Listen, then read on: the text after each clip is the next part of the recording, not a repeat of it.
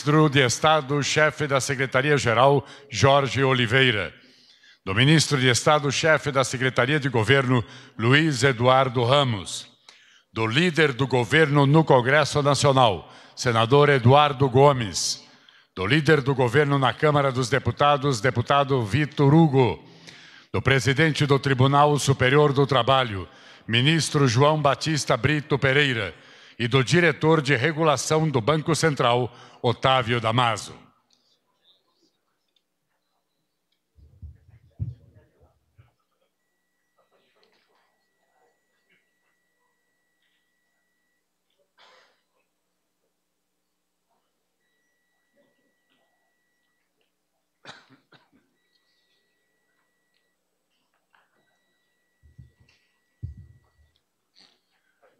Dando início à cerimônia de lançamento do programa Verde e Amarelo, ouviremos o hino nacional brasileiro.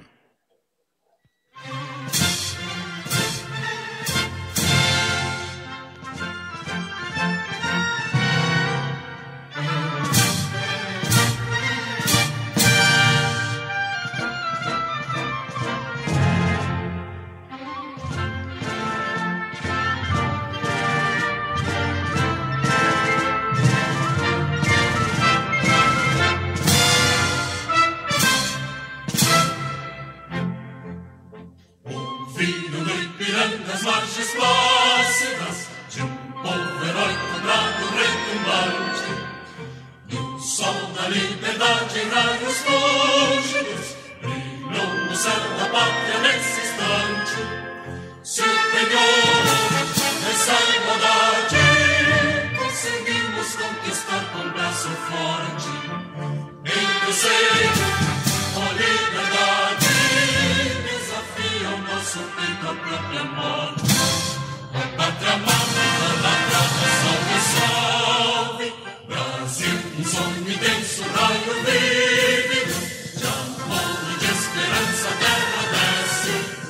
Sem teu formoso céu risonho e límpido, a imagem do cruzeiro resplandece. Gigante pela própria natureza, estrelas forte, pálido colosso, e o teu futuro espelha essa grandeza. Terra dourada, entre outras vidas do Brasil, a pátria amada, dos filhos deste sol mais gentil, pátria amada, Brasil. Deitado eternamente em berço esplêndido, ao som do mar e a luz do céu profundo, fulguras, ó Brasil, florão da América, iluminado ao sol do novo mundo. Tu que a terra mais garrida, teus risonhos lindos campos têm mais flores, nossos bosques têm mais vida, nossa vida no teu seio mais amor. Pátria amada, idolatrada, salve, salve. Brasil de amor eterno seja símbolo, lá para o teu centas estrelado. E diga o verde louro desta flora, mas no futuro e glória no passado. Consegues da justiça clara forte, verás que o frio teu não foge à luta. Nem tem ninguém te adora a própria morte. Terra dourada, entre outras vilas tem Brasil, a pátria amada, os filhos deste sol mais gentil, pátria amada, Brasil.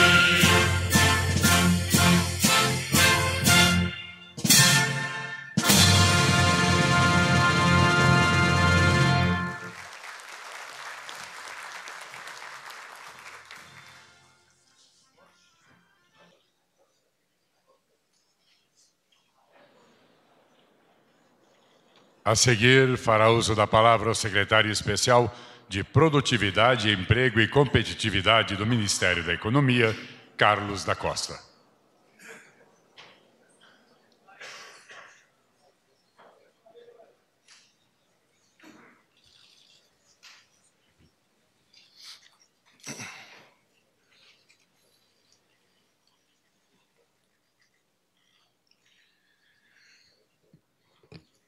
Senhor Presidente da República, Jair Bolsonaro, senhor Ministro-chefe da Casa Civil, Onyx Lorenzoni, em nome de quem eu saúdo todos os demais membros, ministros aqui do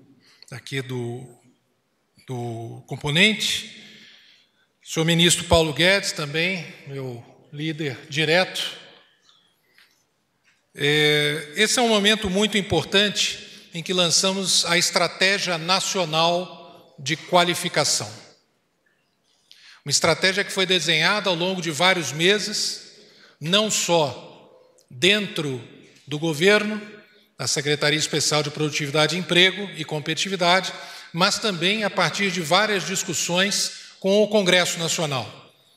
E também aproveito para saudar os líderes do nosso parlamento que estão aqui, em particular nosso líder na Câmara, Major Vitor Hugo, e nosso líder no Congresso, o senador Eduardo Gomes. O decreto a ser assinado institui parâmetros novos, bem como inicia um processo de parcerias com atores privados que estarão juntos nessa caminhada. O que hoje está sendo anunciado deriva de, além desses diálogos, vários seminários e um amplo debate técnico com a OCDE, com o Banco Mundial e diversos outros parceiros que contribuíram sobremaneira para a modelagem das políticas que começamos a implementar. Essas políticas serão padrões para, inclusive, vários países do mundo. Nós estamos implementando ferramentas como vouchers, como contratos de impacto social, com o objetivo de garantir o impacto final naquele que é o cidadão brasileiro, o cidadão que hoje está desempregado, ou o cidadão que está em setores cujas qualificações começam a ficar em risco com as mudanças trazidas pela quarta revolução industrial e outras mudanças tecnológicas que hoje convertem o ambiente de trabalho num ambiente bastante diferente daquele com o qual nós estamos acostumados. Esse problema que hoje é tangibilizado por um número que nos entristece, de desemprego, de desalento e de subocupação no Brasil, será tratado com o máximo de atenção, para que não aconteça aquilo que já ocorreu em governos passados, em que nós gastamos, só nos últimos 10 anos, 18 bilhões de reais em programas de qualificação, cuja avaliação foi totalmente inútil. A avaliação de atores internacionais, como o BID, ou nacionais, como o IPEA, demonstraram que esses recursos foram desperdiçados. Não houve nenhum aumento de empregabilidade. Então, a nossa primeira preocupação com o zelo pelos recursos públicos e, mais importante, com a preocupação com que as pessoas efetivamente sejam qualificadas para o emprego, foi desenhar ferramentas que garantissem a efetividade. Internacionalmente, 74% de investidores consultados por um relatório do Fórum Econômico Mundial chamado Future of Jobs afirma que o capital humano é o fator mais importante para o ambiente de negócio, 74%. Então, além da preocupação com o emprego, que é a nossa principal, existe uma outra para garantir que o Brasil tenha mais competitividade com o capital humano mais qualificado. Em termos práticos, nós estamos disponibilizando, em parceria com o Senai e com o Sebrae, vouchers para qualificação de trabalhadores, permitindo que as empresas treinem os seus empregados e novos contratados e assim promovam maior alinhamento entre oferta e demanda. Porque o que foi identificado nos programas anteriores foi que muitas das qualificações eram inefetivas ou porque não tinham boa qualidade ou porque treinavam os trabalhadores em ocupações para as quais não havia vagas no mercado. Então você treinava pessoas, por exemplo, para serem padeiros em cidades onde as padarias já tinham os padeiros qualificados. Então, uma das nossas grandes preocupações com os vouchers vai ser o maior sistema de vouchers para qualificação do mundo, é garantir que isso seja feito em consonância com o que as empresas e os trabalhadores precisam. Por intermédio desses acordos de cooperação, serão atendidos pessoas para a indústria e para a micro e pequena empresa. E eu gostaria de agradecer, inclusive, o deputado Vitor Lippe pela parceria importante para garantir que os trabalhadores da indústria fossem atendidos, e também o deputado Efraim Filho, para que os trabalhadores da micro e pequena empresa fossem atendidos por esse trabalho. O modelo de vouchers coloca o trabalhador e o empresário no centro do processo. Muitas vezes, a gente sabe que há uma diferença de percepção do que é necessário, o trabalhador acha que é uma coisa, a vaga é outra, e esse casamento entre os dois fará com que a gente tenha mais efetividade, inclusive com mais competências socioemocionais, que têm sido talvez as mais importantes para garantir novos trabalhos. Uma outra parte da estratégia de qualificação, além dos vouchers, será a contratação por performance de parceiros privados. Nós já começamos a implementar um piloto e vamos expandir esse piloto nos próximos meses para que atores privados que têm soluções para problemas públicos sejam recompensados por performance. Então, ao invés de serem pagos por horas de treinamento, serão pagos apenas na medida em que qualifiquem e empreguem mais pessoas. Então, nós vamos ter um grupo de teste, um grupo de controle, e essas soluções privadas, que já começam a ser desenhadas no Brasil inteiro, só serão recompensadas e remuneradas na medida em que nós consigamos garantir a empregabilidade. E, por fim, nós estamos instituindo com o decreto da Estratégia Nacional de Qualificação, o Conselho de Desenvolvimento do Capital Humano para Produtividade e Emprego, composto pelo Ministério da Economia, pelo Ministério da Educação, pelo MCTIC e pelo Ministério da Cidadania, para promover o mapeamento, a articulação e avaliação de programas com impacto no desenvolvimento do capital humano para o emprego. Com isso, nós retornamos a investir em qualificação e mais, sem nenhum impacto orçamentário. Essa parceria construída com o Senai e com o Sebrae, ela é fundamental para que nós tenhamos a garantia de recursos sem impacto orçamentário e o alinhamento com aquilo que o setor privado efetivamente precisa. Nós estimamos que essas 2 milhões de pessoas qualificadas na primeira onda, que a ideia é termos outras ondas, resultarão em 1 milhão de novos empregos líquidos, ou seja, acima daqueles que ocorreriam caso nós não fizéssemos essa iniciativa. Essa é uma estimativa com base em modelos econométricos sólidos, reconhecidos pela OCDE e que temos certeza que serão uma contribuição inestimável para o nosso cidadão, para aquele que está sem emprego, para aquele que está em risco e que conta e acredita no nosso governo. Muito obrigado.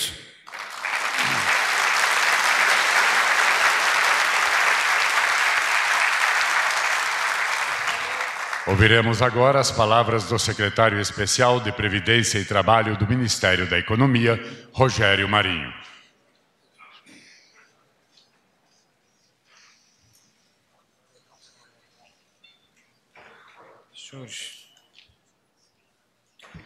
Senhor presidente, vou botar um cronômetro aqui para não falar mais do que devo aqui.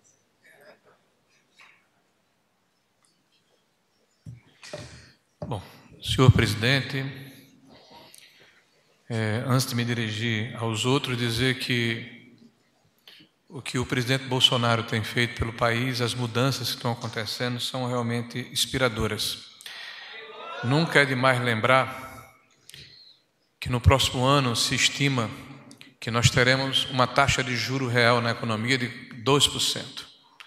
Isso significa que vai acabar a especulação no nosso país. Nunca é demais lembrar, e aqui está o Parlamento brasileiro representado, a quem agradeço muito, que foi votado esse ano o orçamento impositivo. Isso nos ombreia com as mais modernas e consolidadas democracias e economias do mundo. O orçamento do Brasil, votado esse ano, será aplicado na integralidade no ano subsequente, rompendo com um ciclo vicioso que se arrastava há dezenas de anos. E isso foi possível pela coragem do presidente Bolsonaro. Nós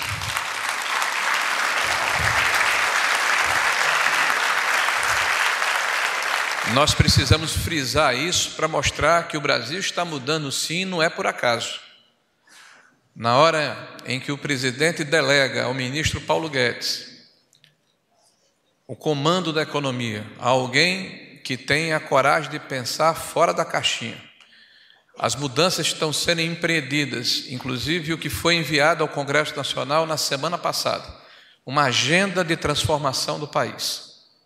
O país passa a ter um outro azimute. A discussão deixou de ser uma discussão pequena, comezinha, tacanha, e passou a ser uma discussão do Estado brasileiro. E essa discussão, inclusive, rompe uma outra lógica cruel da concentração progressiva de recursos em Brasília, que obriga uma procissão muitas vezes humilhante de prefeitos e governadores que vêm ao Planalto Central buscar um pouco do que lhes é devido e que é resgatado através dos impostos. O governo, de forma espontânea, oferece a redistribuição dos recursos públicos. Vejam, não é pouca coisa, porque não houve a provocação de quem quer que seja, houve a vontade política deste governo e houve, sobretudo, a convicção de colocar em prática, no exercício do mandato, o que havia sido prometido na praça pública. Isso, eu lhes asseguro que não é muito normal no nosso universo. Dito isso, senhor presidente, quero saudar a todos que aqui estão presentes, ao nosso ministro Onyx, secretário-chefe, ministro-chefe da Casa Civil, em nome dele saudar todos os ministros presentes. Quero fazer uma saudação especial à ministra Damares, que junto conosco está ajudando a transformar esse país com a sua sensibilidade. Quero saudar aqui o líder do governo, Eduardo, em nome dele saudar todos os senadores aqui presentes. Quero saudar o líder do governo na Câmara, o Major Vitor Hugo, e em nome dele saudar todos os deputados aqui presentes. Quero saudar o meu amigo Jorge, que além de ser ministro é parceiro de todas as horas e comprometido com o país. Quero saudar o ministro Ramos, que tem feito um trabalho extraordinário. Nós sabemos a dificuldade que é fazer articulação política, Ramos. O ministro Brito, que aqui representa o Tribunal Superior do Trabalho, e também o Orlando, que representa aqui o Banco Central. Saudar toda a classe empresarial aqui presente, aqueles que fazem parte da indústria, do comércio, dos serviços, aqueles da agricultura, aqueles que fazem esse país acontecer, aqueles que fazem esse país andar, aqueles que geram a riqueza, a renda, a oportunidade, o emprego e o trabalho que é compartilhado por todos os brasileiros. Esse governo tem um objetivo, esse governo tem um rumo, fazer com que o ambiente de negócio aqui no Brasil seja confortável. Confortável para quem emprega, confortável para quem se emprega. Porque é necessário mais do que nunca estabelecer esse clima de concórdia, esse clima de bom senso, que vai resultar certamente na melhoria da qualidade de vida e na geração de oportunidades para todos os brasileiros. Esse é o nosso sentimento, esse é o nosso objetivo, essa é a determinação que recebemos do presidente e do nosso ministro Paulo Guedes. Feito esse preâmbulo tão longo, mas eu vou me deter aqui nos 10 minutos, não se preocupe, dizer que rapidamente eu não podia deixar de agradecer também a toda a equipe do Ministério da Economia. Ministro, 72 funcionários, servidores públicos se debruçaram sobre o projeto durante 2 semanas. Esse projeto foi escrutinado, foi debatido, ele foi aperfeiçoado pelos servidores que têm espírito público do Ministério da Economia ao longo dessas outras 2 semanas.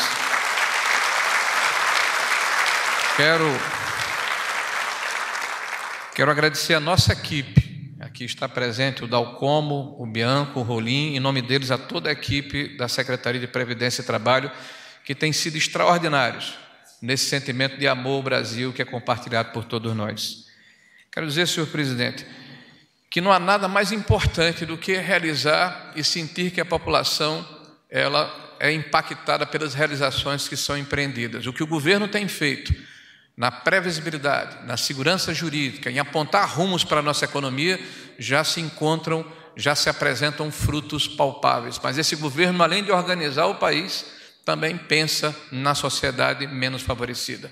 Esse governo também pensa nas pessoas que estão à margem do processo de produção. Esse governo também pensa naqueles que estão esperando que os seus governantes empreendam esforços para ombrear àqueles que foram menos favorecidos pela sorte ou pelas condições econômicas de um país desigual como é o Brasil.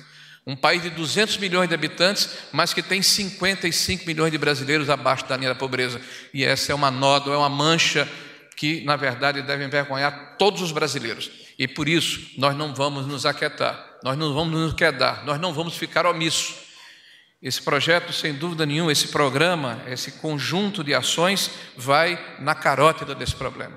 Primeiro, nós estamos promovendo hoje um piloto, porque o ministro tem nos colocado a necessidade de fazermos um processo de exoneração da folha de pagamento como forma, justamente, de melhorar a produtividade, diminuir o custo do emprego e aumentar a formalização. O mercado de trabalho mudou, mas nós não vamos ser irresponsáveis. Nós estamos propondo hoje um piloto que tem um foco muito claro: os jovens que procuram um primeiro emprego de 18 a 29 anos. Essa faixa é uma faixa que tem o dobro do índice de desemprego do restante da sociedade brasileira, porque são pessoas que têm menor qualificação e são pessoas que têm menos experiência. Então, para esses, nós vamos fazer um processo de desoneração da folha com responsabilidade, apontando dentro do orçamento a contrapartida adequada para não haver desequilíbrio fiscal, porque esse é um governo que tem responsabilidade fiscal e preocupação social.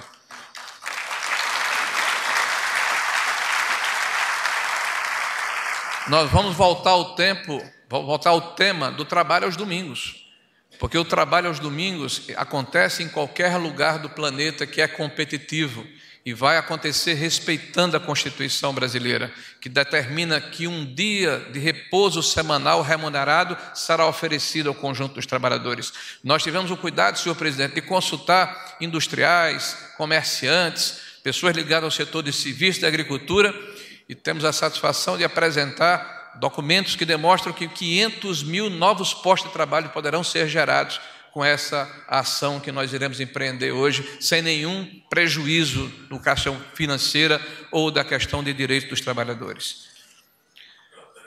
Eu quero falar hoje de uma pessoa que não está presente aqui fisicamente, mas está presente em espírito e em trabalho, que é o presidente do Banco Central, Roberto Campos, que representa o Brasil num fórum de presidentes de Banco Centrais, e que, de uma forma extremamente operosa, junto conosco, elaborou um projeto, presidente, que eu considero talvez o mais importante desse corolário de ações que estamos apresentando, que é a questão do novo microcrédito. E aqui vieram representantes de diversos bancos, de fintechs, de cooperativas de crédito, para prestigiar o evento. Nós temos, senhor presidente, menos de 0,3% do crédito no Brasil para o microcrédito. Nós temos 39 milhões de brasileiros que estão no CAD único, são pessoas reconhecidamente pobres que estão dentro dos programas do governo. Esses, menos de 11% têm acesso a crédito formal ou são sequer clientes de bancos formais. Então, nós estamos estabelecendo hoje aqui um compromisso, senhor presidente, de nos próximos 3 anos ofertar 40 bilhões de reais em crédito para os mais pobres, para os mais necessitados, para aqueles que estão à margem do processo de negociação e de produção no Brasil. A ideia é trazermos 10 milhões de novos clientes para os bancos, para o sistema formal, porque são as pessoas que todos os dias nos bairros periféricos aguardam o final da feira para comprar a carne que remanesceu e fazer o churrasquinho para vender na saída do baile da comunidade. São aqueles que acordam às 4 horas da manhã e vão ao Ceasa escolher as frutas para mercadejar nos bairros de classe média. São as mulheres que precisam comprar um estojo de manicure para ir de casa em casa vendendo o seu serviço e com o seu suor alimentar os seus filhos. Essas pessoas, senhor presidente, uma grande maioria de brasileiros estão hoje sujeitos a um crédito informal que chega muitas vezes a 10% por mês na mão de agiotas. E é esse o público que nós queremos atingir, porque a responsabilidade desse governo é com os mais pobres, são com os mais humildes, são com aqueles que precisam da atenção e da presença do governo. Senhor presidente, nós temos uma série de outras ações que vão dar segurança jurídica, que vão dar transparência, que vão permitir que haja previsibilidade na ação de quem empreende, de quem trabalha nesse país. Eu não vou aqui nominar todos, mas nós temos aqui em especial, me permita a ministra Damares, uma preocupação muito grande com aqueles que são portadores de deficiência. O PCD e as pessoas que se aposentam através da aposentadoria especial no Brasil, as pessoas que têm acidentes de trabalho, chegam a quase 1 milhão de pessoas por ano, senhor presidente. Desse 1 milhão de pessoas, apenas 2%, 17 mil brasileiros, são reabilitados. Não há uma política pública, e há muitos anos, para atacar a questão da reabilitação e inserção desses brasileiros de volta ao mercado de trabalho. Nós estamos resolvendo esse problema e selando essa lacuna. E, ao mesmo tempo, permitindo que os 370 mil vagas que todos os anos sobram sem serem ocupadas de PCDs no Brasil, de uma forma inteligente, permitindo que as empresas possam cumprir a sua determinação legal, mas que haja bom senso e racionalidade nessa ação. Que haja, sobretudo, flexibilidade, para que, sem abrir mão do percentual da cota, se permitam mecanismos para que essas pessoas, de fato, possam ser incluídas no mercado de trabalho, ressocializadas e se sintam úteis para que o nosso país continue a crescer, a avançar, a ser grande, a ser próspero e ser o Brasil que todos nós queremos e desejamos no futuro. Senhor presidente, feliz com esse momento, é um momento que eu acredito que é compartilhado por todos nós, e dizer ao senhor que mais do que nunca nós estamos construindo um Brasil novo, um Brasil diferente, um Brasil com novos paradigmas, um Brasil em que o setor produtivo é abraçado pelo governo, porque o governo entende que não há emprego sem empregador, que não há oportunidade que não seja dada por quem empreende, e que essa divisão artificial ela deverá ser superada pelo trabalho, pelo bom senso e pelo sentimento de país que eu tenho certeza que está no coração de todos nós. Obrigado, senhor presidente.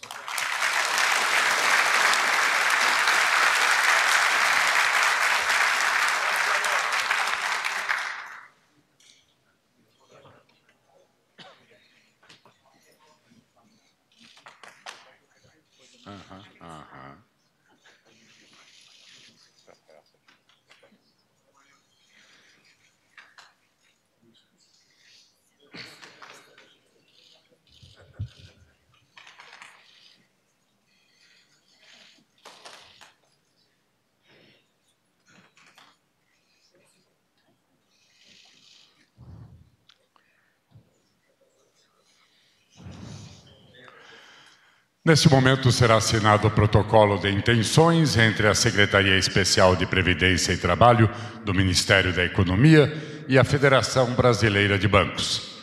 Convidamos para assinar o protocolo o Secretário Especial de Previdência e Trabalho do Ministério da Economia, Rogério Marinho, e o Presidente da Federação Brasileira de Bancos, Murilo Portugal.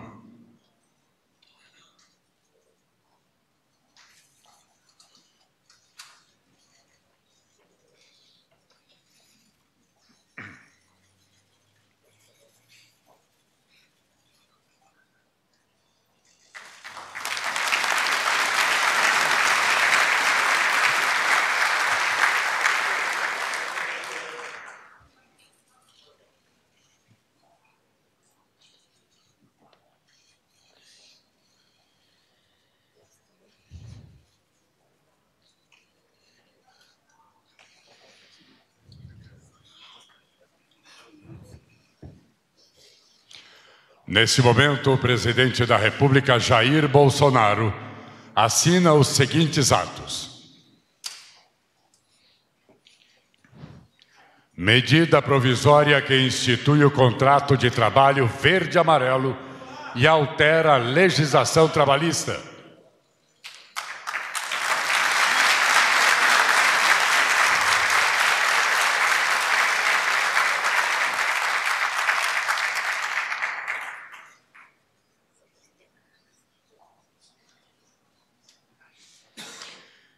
Projeto de lei que altera a CLT para regulamentar a utilização do seguro-garantia em substituição aos depósitos recursais, trabalhistas e disciplina o procedimento de homologação de acordo extrajudicial no contrato de trabalho verde-amarelo.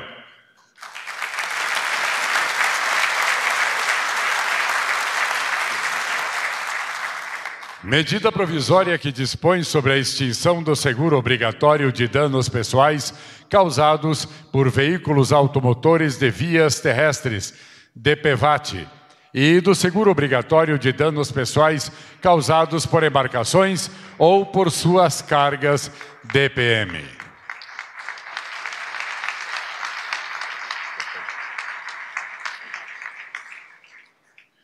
Decreto que institui a Estratégia Nacional de Qualificação para a Produtividade e o Emprego e o Conselho de Desenvolvimento do Capital Humano para a Produtividade e o Emprego.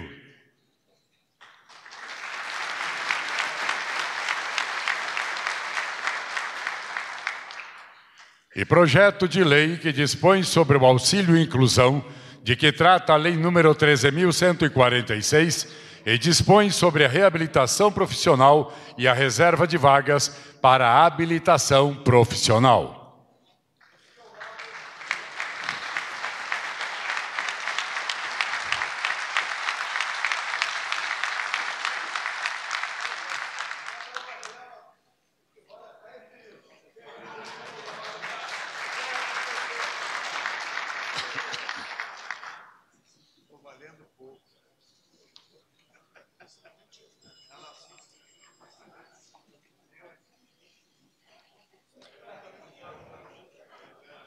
Está encerrada esta cerimônia.